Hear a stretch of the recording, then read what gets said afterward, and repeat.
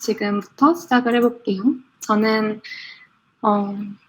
숙명여자대학교, 저희 다 숙명여자대학교긴 하지만 17학번 컴퓨터과학 전공 신동선이고요. GSC 코어 멤버로 활동하고 있습니다.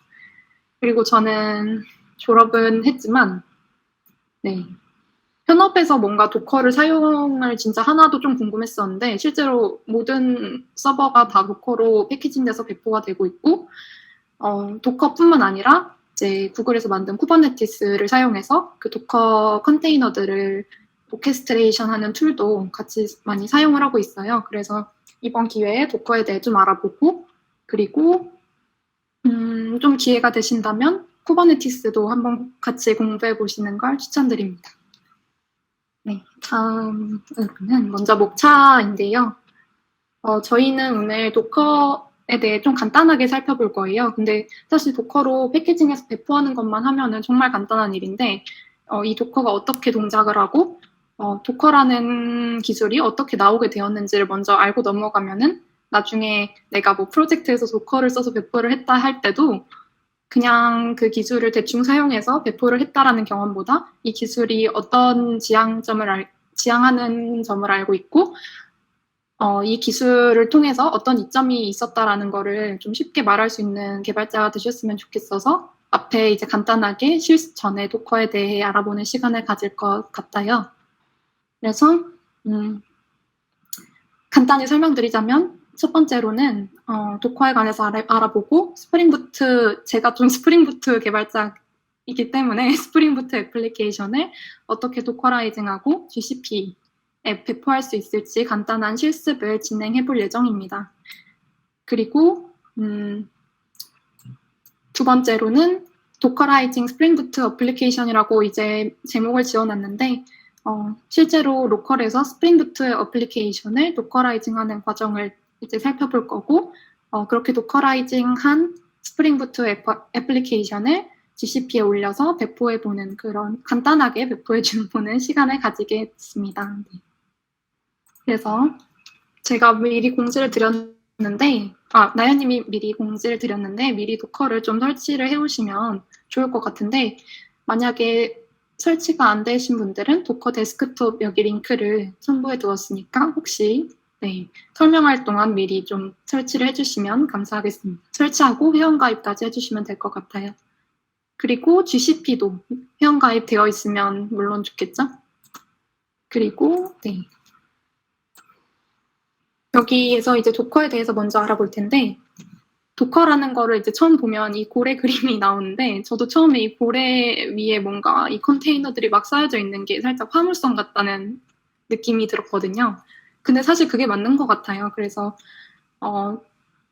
저희가 저번 주에 도커 세션으로 저만 이제 처음 하는 줄 알았는데 유리님이 10분 세션으로 도커 개념을 정말 알기 쉽게 좀 설명을 해주셨어요. 그래서 뭐 혹시 못 들으신 분들도 있을 것 같아서 저도 개념을 짧게 다루고 그리고 알쓸 신잡처럼 조금 더 알면 재밌고 좋을 것 같은 개념을 추가해서 설명을 드리겠습니다. 먼저 도커를 알아보기 전에 그 도커에서 가장 중요하다고 생각되는 그런 컨테이너라는 기술이 있고 그리고 그 컨테이너와 버추얼 머신이라는 가상 머신을 비교해서 많이 설명을 합니다. 근데 왜 가상 머신과 컨테이너를 비교를 할까요? 그래서 이 둘의 차이가 저는 도커를 처음 접했을 때 가장 먼저 궁금해졌어요. 이제 IT 소프트웨어인 도커는 리눅스 컨테이너를 만들고 사용할 수 있도록 하는 컨테이너화 기술이라고 해요. 그래서 이 컨테이너라는 말이 계속 나오죠. 그래서 이 컨테이너에 대해서 우리가 꼭 알고 넘어가야 되고 그 컨테이너가 가상 머신과 어떻게 다른지를 좀 살펴봐야 합니다. 도커를 사용하면 컨테이너를 그 가벼운 모듈식 가상 머신처럼 다룰 수 있는데요. 그것뿐만 아니라 컨테이너를 구축하고 배포하고 그리고 복사하고 한 환경에서 또 다른 환경으로 이동하는 등 좀 유연하게 사용할 수 있습니다. 그러면 이제 우리는 여기서 실제 저희가 개발을 할 때 개발 환경을 좀 생각해 볼 필요가 있어요. 여러분들이 이제 개발하는 애플리케이션은 노트북으로 작업을 하고 특정하게 설정된 환경을 사용하고 있을 거예요. 이때 뭔가 같이 협업을 하는 다른 개발자들과 환경이 좀 불일치해서 문제가 생긴 경험들이 다들 좀 있을 것 같은데, 그런 환경도 있고, 그리고 실제로 혼자 개발을 하더라도 개발 환경과 배포 환경이 좀 달라서 생기는 문제도 발생을 경험을 해보실 수도 있고, 앞으로도 경험을 해보실 수 있어요. 그래서 그런 환경을 매번 동기화하고 설치한다고 생각하면 계속 머리가 아파와요. 그래서 등장한 게 컨테이너 기술입니다. 컨테이너는 동일한 운영체제 커널을 공유하고 시스템의 그 나머지 부분으로부터 애플리케이션, 프로세스를 격리하는 기술이에요. 여기서 가장 중요한 거는 제가 생각했을 때 프로세스를 격리한다는 점인데요. 그와 다르게 가상화는 여기 보시면 오른쪽에 하이퍼바이저라는 거를 사용을 해서 하드웨어를 에뮬레이션을 하고 이를 통해서 여러 운영체제를 동시에 실행을 하게 되는데, 여기에서는 그 버추얼 머신에서는 컨테이너를 사용하는 것만큼 뭔가 경량화할 수는 없습니다. 하이퍼바이저는 그 이유가 하이퍼바이저는 OS랑 커널이 통째로 가상화되기 때문인데요. 리소스랑 기능이 제한되어 있을 때는 집중적으로 좀 배포할 수 있는 경량화된 애플리케이션이 필요하기 때문에 저희는 그 컨테이너라는 기술을 사용을 하게 됩니다. 리눅스 컨테이너는 운영체제에서 기본으로 실행이 되고 그 모든 컨테이너 전체에서 운영체제를 공유하기 때문에 애플리케이션과 서비스를 좀 가볍게 유지할 수 있고 빠른 속도로 동시에 실행할 수 있는 장점이 있습니다. 근데 여기서 조금 짚고 넘어가야 될 게, 저희가 자연스럽게 컨테이너와 버추얼 머신의 차이를 좀 살펴봤었는데, 도커는 사실 리눅스 컨테이너와 동일하지는 않습니다. 도커 기술이 초반에는 리눅스 컨테이너 기술을 이제 기반으로 구축을 한 게 맞지만, 어떤 버전 이후로 그 종속 관계를 좀 벗어났는데요. 그래서 지금은 리눅스 컨테이너 기술을 사용하고 있지는 않고, 예전에 사용했었다 정도로만 알고 계시면 될 것 같아요. 하지만 그 아이디어를 여기서 따왔겠죠? 그래서 전통적인 리눅스 컨테이너는 전체 애플리케이션을 좀 하나로 실행하는 그런 형태고요. 도커는 애플리케이션이 개별 프로세스로 좀 세분화되도록 해서 이를 수행할 수 있는 툴을 좀 제공을 한다고 보시면 될 것 같아요. 그래서 다음을 보시면 저희는 그 도커 이미지라는 거를 도커를 말할 때 좀 빼놓고 말할 수 없어요. 그 도커를 포함한 좀 컨테이너를 다루는 툴들은 이미지 기반 배포 모델을 좀 제공을 하기 때문에 다양한 환경에서 애플리케이션 또는 서비스를 종속적인 항목과 손쉽게 막 공유할 수 있는 그런 서비스를 제공을 해요. 그래서 예를 들어서 내가 MySQL DB 그리고 스프링부트 어플리케이션이 이제 배포할 때 필요하다고 했을 때 그런 이미지들을 만들어서 배포를 하고, 그럼 MySQL이 버전이 몇이고, 그리고 내가 사용하는 스프링부트의 버전이 몇이고, 이런 거를 직접 도커 파일에 기술해서 그것을 배포 이미지로 만들고 이미지를 실행시키면 컨테이너가 되는 그런 프로세스를 거치게 돼요. 그래서 도커 컨테이너를 이미지를 실행했을 때 도커 컨테이너라고 하고, 그럼 그 도커 이미지를 만들기 위해서는 도커 파일이 필요한데, 그 전에 우리는 먼저 도커 이미지가 어떻게 그런 종속적인 버전들을 잘 관리를 하고 뭔가 격리된 환경에서 우리가 다른 격리된 환경에서 그런 애플리케이션을 실행할 수 있을지 좀 알고 넘어가야 할 것 같아서 도커 이미지 레이어에 대해서 좀 설명해 보자고 합니다. 이미지는 컨테이너 실행에 필요한 파일과 설정값들을 포함하고 있는 것으로 좀 상태를 가지지 않는 이뮤터블한 특성을 가집니다. 도커 이미지를 실행하면 도커 컨테이너라고 부르게 되는데, 이를 구성하는 모든 정보를 좀 담아야 하는 이미지는 용량이 엄청 커지게 되겠죠. 그래서 각 도커 이미지 파일은 일련의 레이어, 즉 계층으로 이렇게 이루어져 있고, 이 계층들은 단일 이미지로 좀 결합이 됩니다. 네, 그래서 이미지가 변경될 때마다 계층이 생성되고 사용자가 실행 그리고 복사와 같은 명령을 지정할 때마다 새로운 레이어가 생기게 되는 것입니다.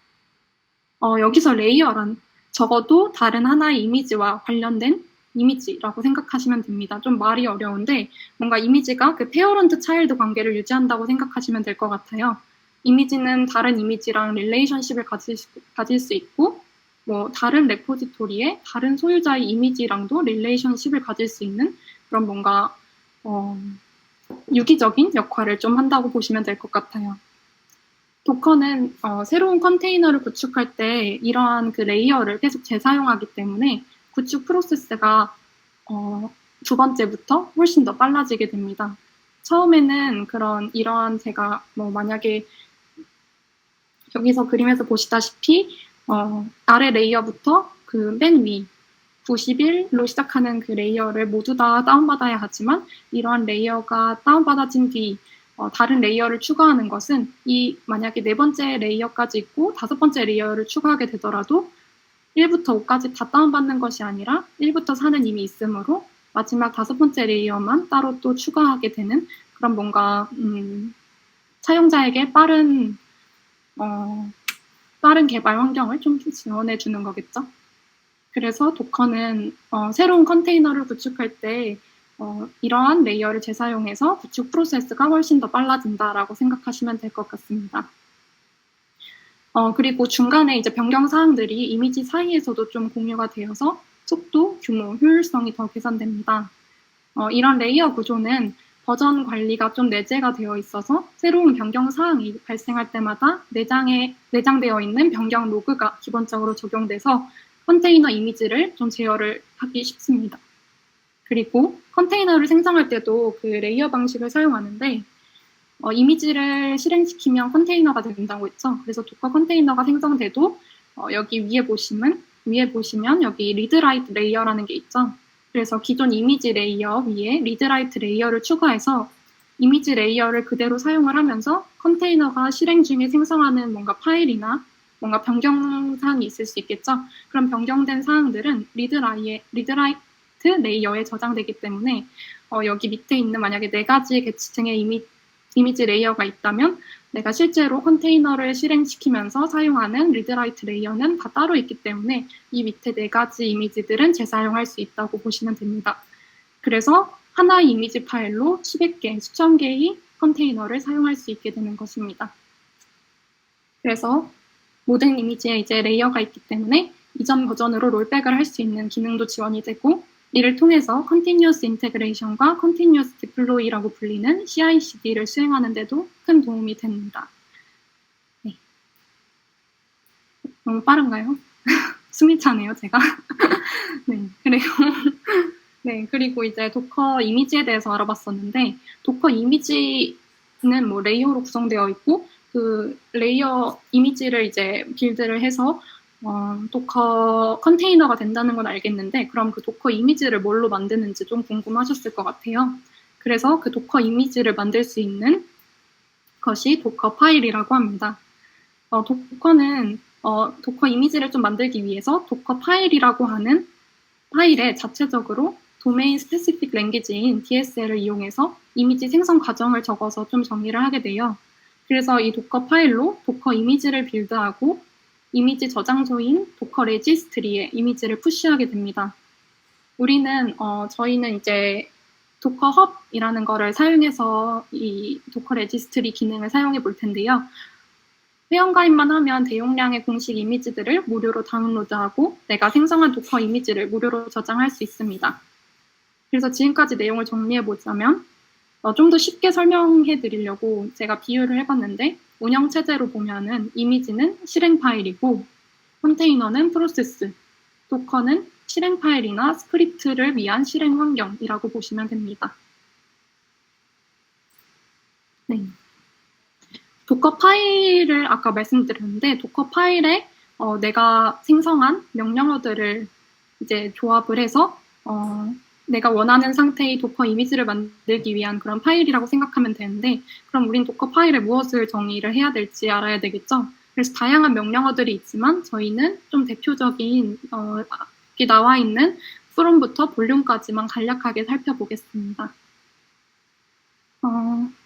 네, 제 추천으로는 이 세션이 끝나고 나서 필요한 명령어들을 좀 학습하고 직접 사용해 보시면 좋을 것 같아요. 먼저 from은 어떤 이미지를 기반으로 이미지를 생성할지. 제가 아까 말씀드렸다시피 이미지는 릴레이션십을 가지고 있기 때문에 내가 만드는 스프링부트 어플리케이션은 이미지로 만들 때에도 JD 키가 필요하겠죠. 그럼 그 JD 키를 하나하나 정의하는 게 아니라 이미 누가 잘 만들어 놓은 JDK 관련 이미지를 프롬이라는 데에 지정을 해서 얘를 기반으로 내 도커 이미지를 생성할 것이다. 그러니까 루트 이미지라고 보면 좀 쉬울 것 같아요. 그래서 from은 무조건 반드시 설정해야 하는 것이고요. 이미지 이름과 그 버전이 같이 담긴 뭐 태그도 같이 설정을 할 수 있습니다. 그리고 두 번째로 run은 from에서 설정한 이미지 위에서 스크립트 혹은 명령을 실행하고요. 여기서 run으로 실행한 결과가 새 이미지로 생성되고 실행 내역은 이미지의 히스토리에 기록이 됩니다. 그래서 run으로 실행한 결과가 이제 캐시가 돼서 다음 빌드 때 재사용하기 때문에 그 캐싱돼서 계속 저는 오류를 겪은 적이 있었거든요. 그래서 캐시를 한번 지워주는 명령어를 통해서 run을 실행하면 다시 처음부터 그 명령을 실행한다고 보시면 될 것 같아요. 그리고 cmd는 컨테이너가 시작되었을 때 스크립트 혹은 명령어를 실행하는 건데요. 도커 run 명령으로 컨테이너를 생성하거나 뭐 도커 스타트 명령으로 정지된 컨테이너를 시작할 때 좀 사용하는 명령어라고 보시면 될 것 같아요. 근데 이제 cmd는 도커 파일에서 한 번만 딱 사용을 할 수 있는데요. 엔트리 포인트에 설정한 명령에 이제 매개 변수를 전달하여 실행을 하게 될 수도 있습니다. 그래서 도커 파일에 여기 밑에 네 번째에 보시는 엔트리 포인트라는 명령어가 있으면 cmd는 엔트리 포인트에 그 매개 변수만 전달하는 역할을 한다고 기억을 해주셔야 해요. 그래서 cmd는 독자적으로 엔트리 포인트가 있으면 독자적으로 파일을 실행할 수 없게 됩니다. 그래서 이 네 번째 엔트리 포인트도 중요한데요. 엔트리 포인트는 컨테이너가 시작되었을 때 스크립트나 명령을 이제 실행합니다.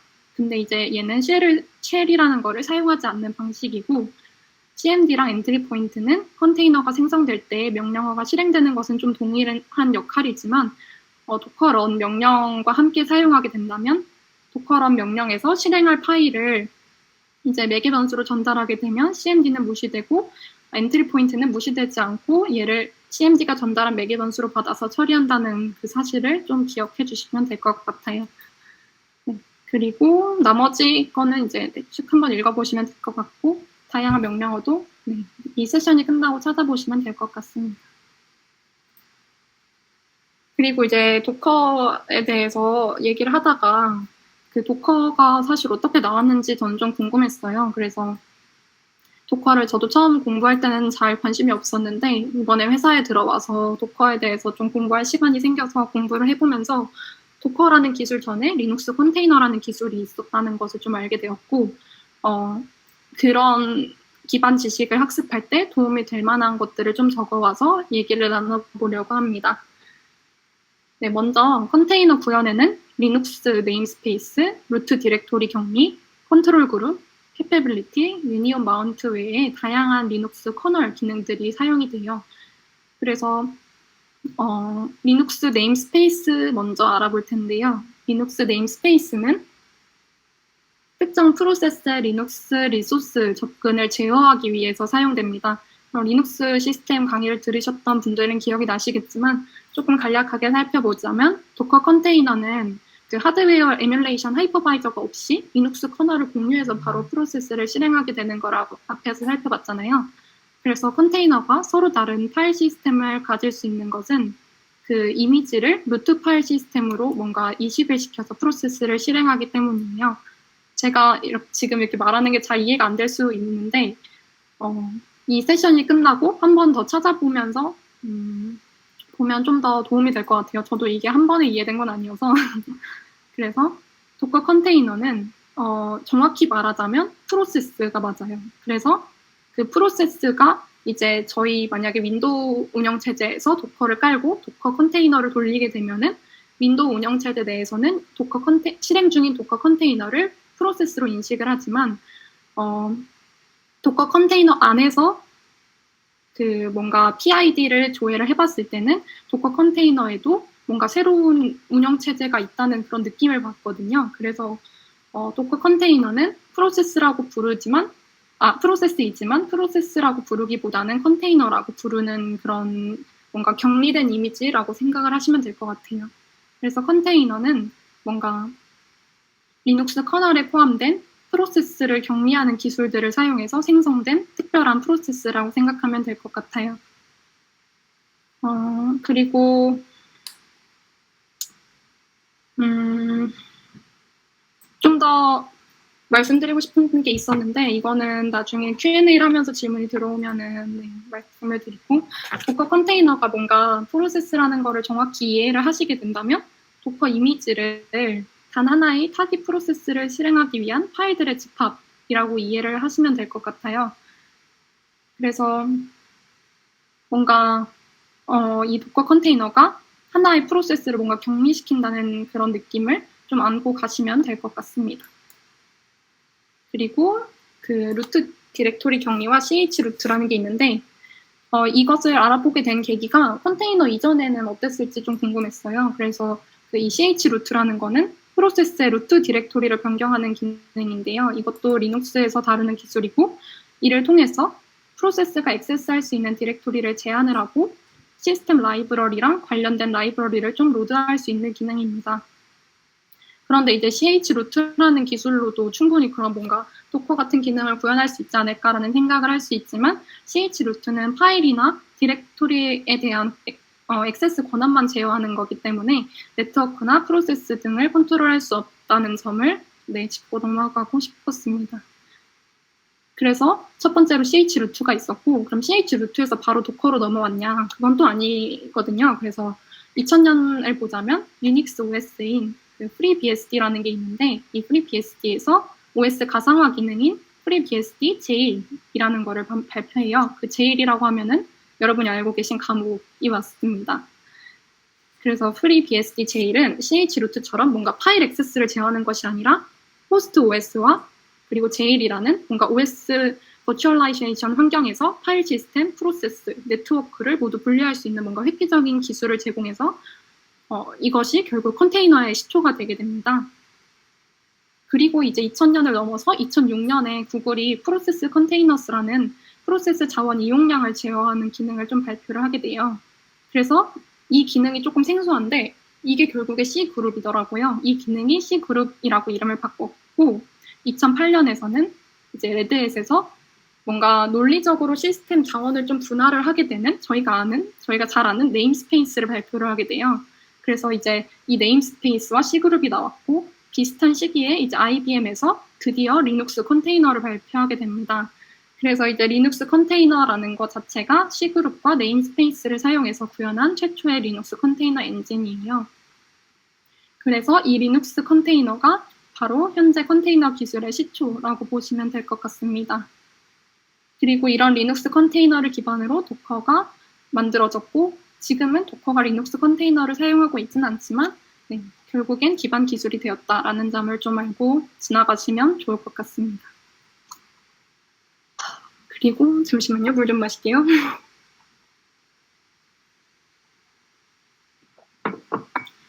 그리고 C그룹이라는 게 있는데 아까 말씀드렸죠? C그룹은 다시 좀 짚고 넘어가자면 프로세스에서 사용 가능한 CPU, 메모리, 네트워크 대역폭, 디스크 I/O 등을 뭔가 그룹 단위로 제어하는 리눅스 커널 기능이에요.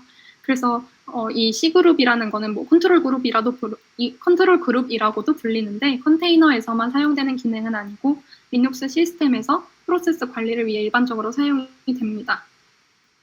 그리고 리눅스 캐퍼빌리티라는 게 있는데, 리눅스 캐퍼빌리티도 이 프로세스의 뭔가 권한을 좀 제어하는 기능이에요.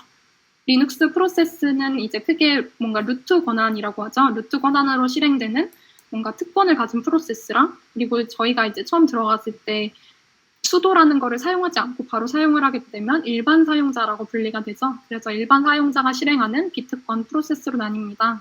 그래서 이제 루트의 권한을 세분화해서 프로세스의 권한을 제어하게 되고, 컨테이너 런타임에서도 일부 이제 루트 수도 권한이 필요한 경우에 이 기능을 사용해서 권한을 지정하게 되는 게 이제 리눅스 캐퍼빌리티입니다.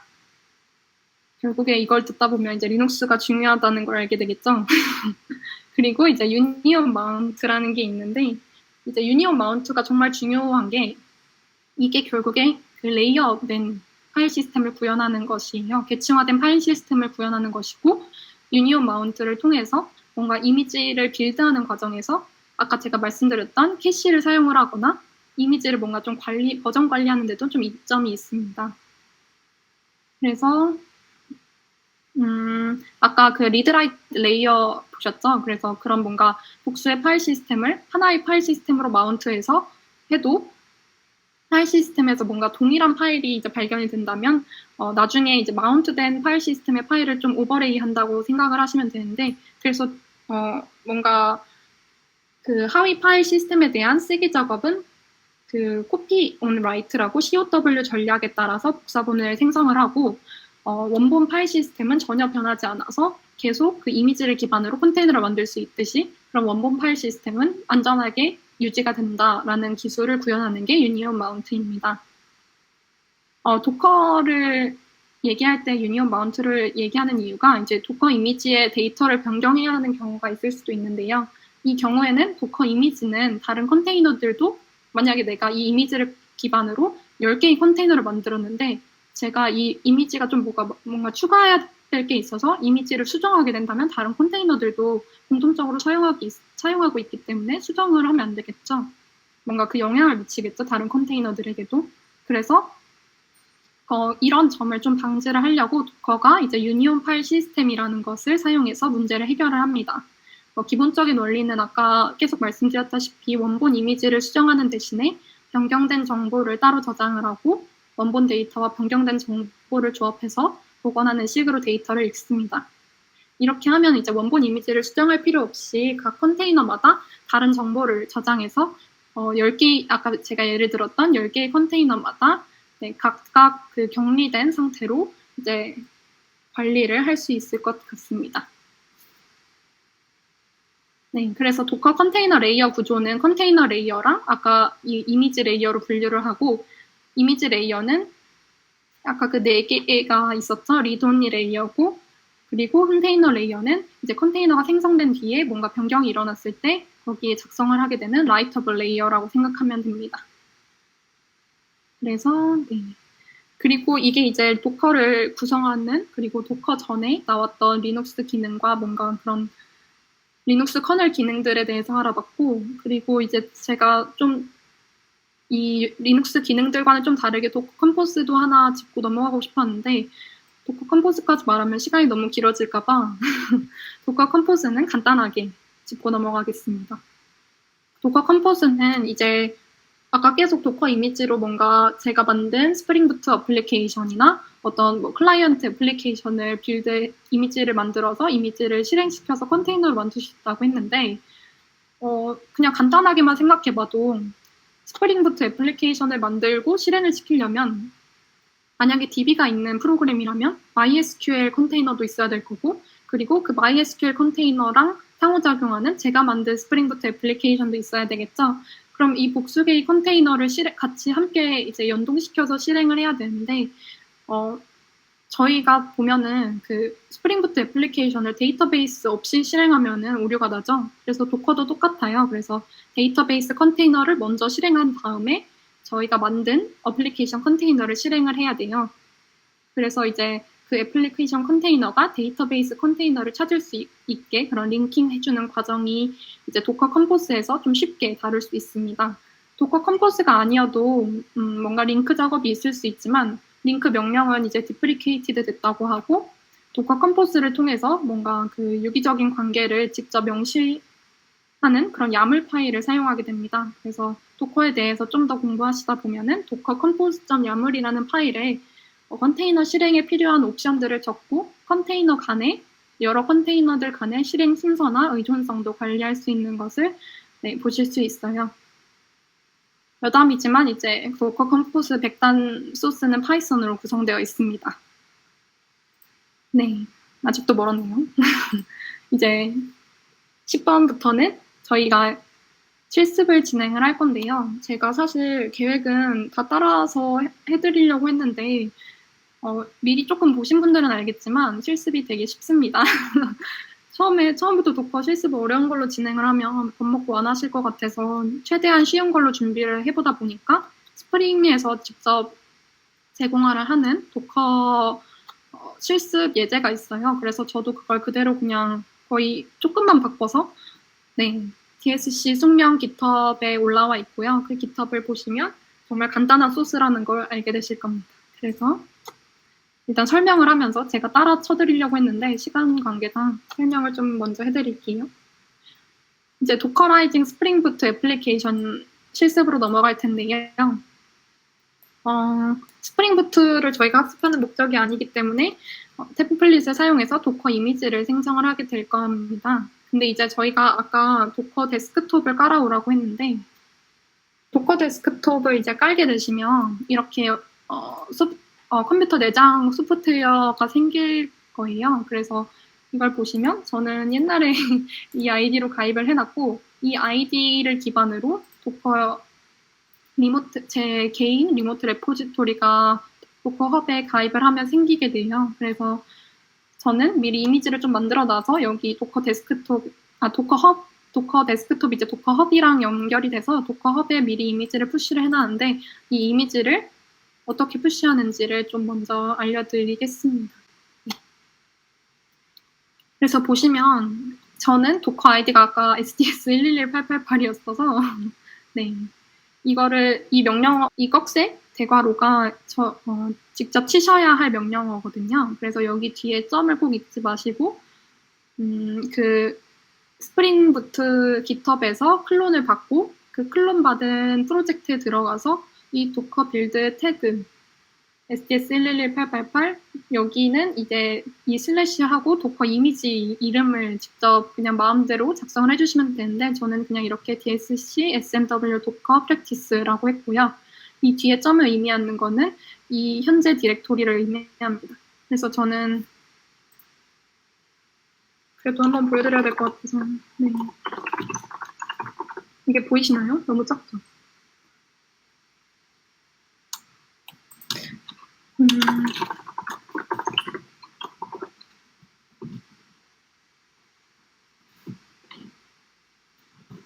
여기 보시면 DSC SMW 도커 프랙티스라는 게 제가 깃허브에서 클론을 받아서 제 로컬 PC에 저장을 해놓은 상태이고요.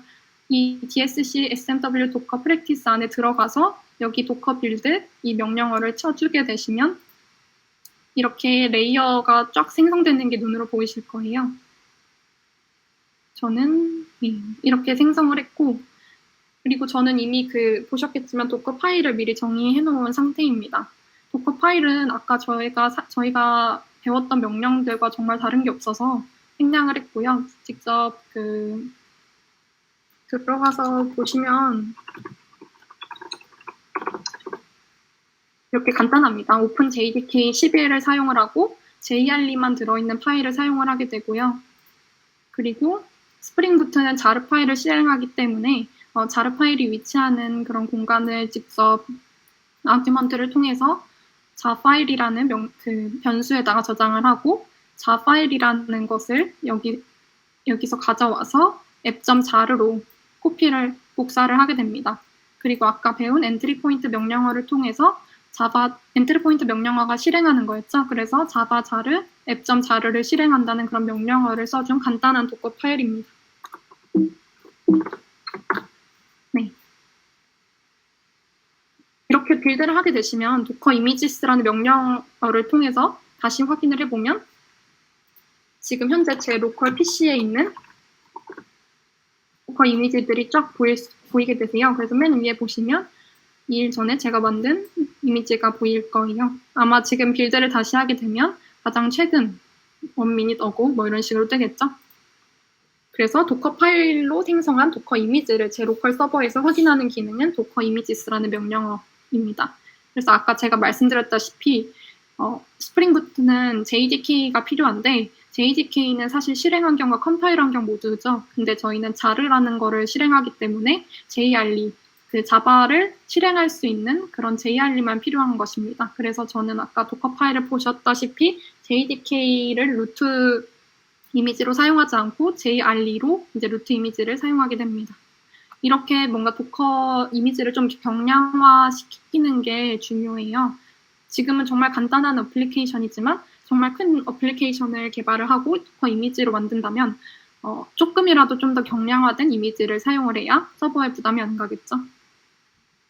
그리고 이제 도커라이징 스프링 부트 어플리케이션의 이제 거의 마지막 단계인 정말 간단하죠. 도커 허브에 개인 레포지토리, 제 레포지토리에 이미지를 푸시하는 명령어입니다. 그래서 뭐 도커 푸시, 아까 제가 보여드렸던 제 도커 IG, 여기 STS11188이라는 거에다가 DSC, SMW, 도커 프랙티스라는 아까 이미지를 만들었죠. 여기 꺽쇠부터 여기 프랙티스까지가 전체 이미지명입니다. 그래서 이거를 이제 개인 도커 허브에 푸시를 하게 되면 ID 비번을 치라고 할 거예요. 그래서 뭐 ID 비번을 치시고 엔터를 누르시면 바로 이제 리모트 레포지토리에 여기 보시면 맨 밑에 SDS11188, DSC, SMW, 도커 뭐 이런 이미지가 제 리모트 레포지토리에 푸시가 된 걸 확인할 수 있으십니다. 네. 이렇게까지 하면 제 로컬에 푸시가 됐고, 그리고 제 로컬에 컨테이너를 실행시키진 않았지만 이미지를 만들었고, 그 이미지를 도커 허브에 푸시하는 과정까지가 여기의 과정이고요. 로컬에서 그냥 도커 런을 해서 로컬 호스트로 들어갈 수 있는데, 저희는 사실 실제로 서비스되는 화면을 보고 싶기 때문에 GCP의 도움을 받아서 GCP에 도커를 어떻게 배포할지 살펴보겠습니다. 먼저 여기서부터는 제가 직접 보여드리면 좋을 것 같아서 빠르게 진행을 해볼게요. 이제 GCP에 가입을 하게 되시면 여기 보이다시피 한 30만 원 정도를 무료로 제공을 해줘요. 그래서 이걸로 충분히 사용이 가능하고 거의 아마 무료 수준으로 사용이 가능하실 것 같아요. 그래서 저희가 가장 먼저 할 거는 컴퓨트 엔진의 VM 인스턴스에 들어가면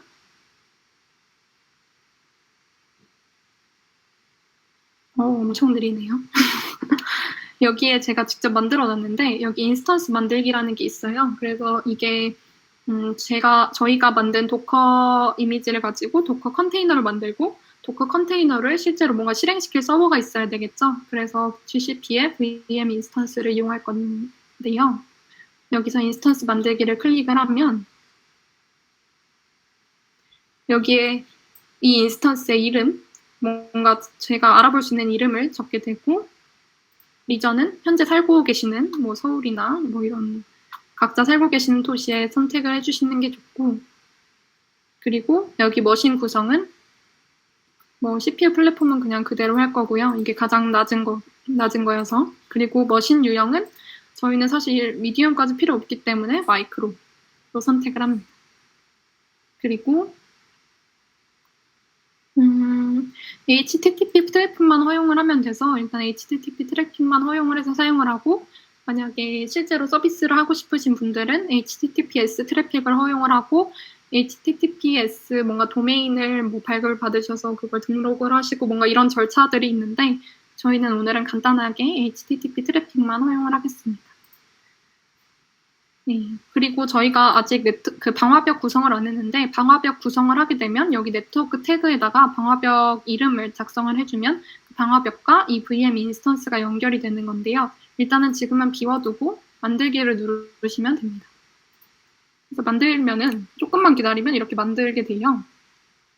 근데 여기에서 스프링부트 애플리케이션이 사실 8080 포트를 사용을 하고 있어요. 그래서 8080 포트는 기본적으로 열려있는 GCP에서 기본적으로 열려있는 포트가 아니기 때문에 저희가 8080 포트를 열어주는 작업을 시작을 할 겁니다. 그래서 여기 제품 및 리소스 검색에 방화벽이 아니라 VPC를 치우시면 여기 VPC 네트워크가 있죠. VPC 네트워크에서 방화벽을 클릭을 하시고 이 방화벽에서 저희가 이 애플리케이션에 들어올 수 있는 뭔가 포트를 열어준다고 생각을 하시면 돼요. 인포트도 있고 아웃포트도 있는데 일단 저희는 8080 인아웃 포트를 열어주게 됩니다. 그래서 방화벽 규칙 만들기를 통해서 8080 포트를 열어줄 건데요. 여기 이 이름을 기억을 하셔야 돼요. 저는 DSC 프랙티스라는 이름으로 만들었고요.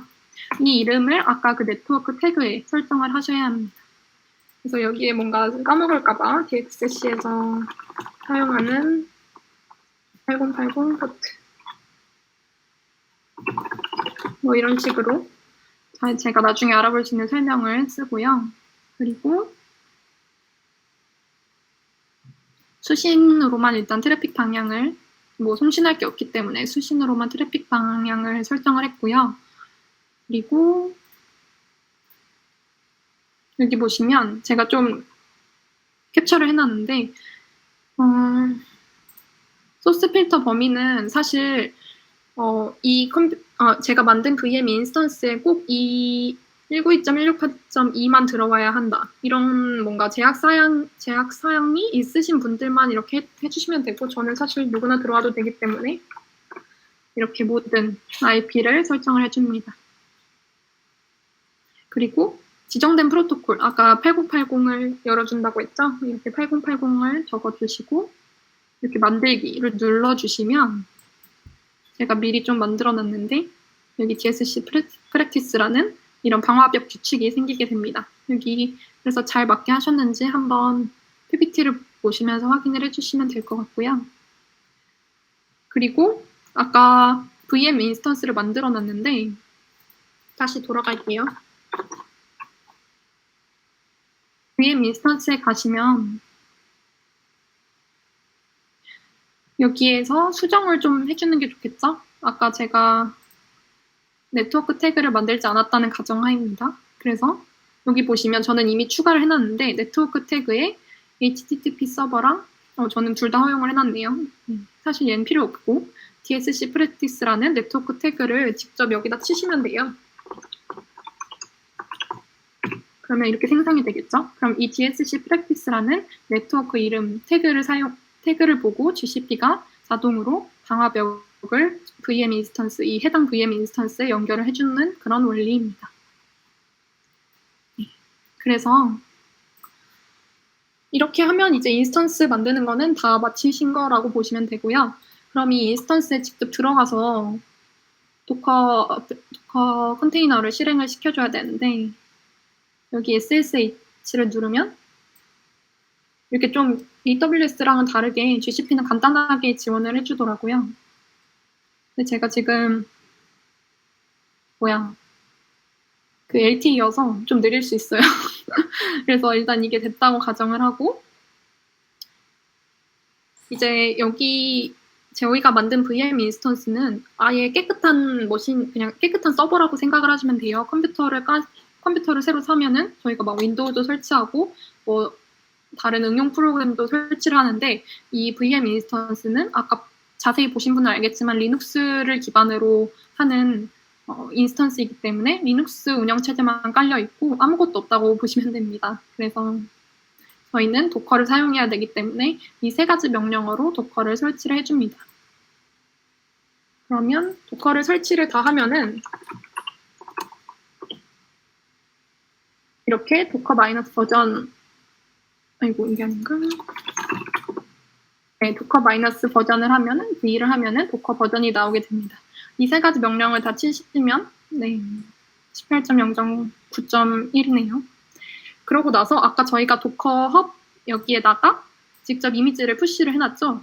이게 이제 이 이미지를 사용해서 이 리눅스 머신에서도 저희가 이 이미지를 가져오고 싶어요. 그래서 그 이미지를 가져오는 명령어가 도커 풀입니다. 도커 풀은 도커 허브에 이제 등록된 제 개인 계정 이미지를 가져오게 되고요. 도커 허브에 등록되는 모든 이미지는 오픈소스이기 때문에 중요한 이미지는 절대 퍼블릭 도커 허브에 올리시면 안 되고 뭔가 중요한 게 있다 하시면 GCP나 뭐 AWS나 이런 데서 제공을 하는 도커 이미지 저장소를 직접 돈을 내고 사용을 하시면 될 것 같습니다. 거기는 이제 프라이빗이겠죠.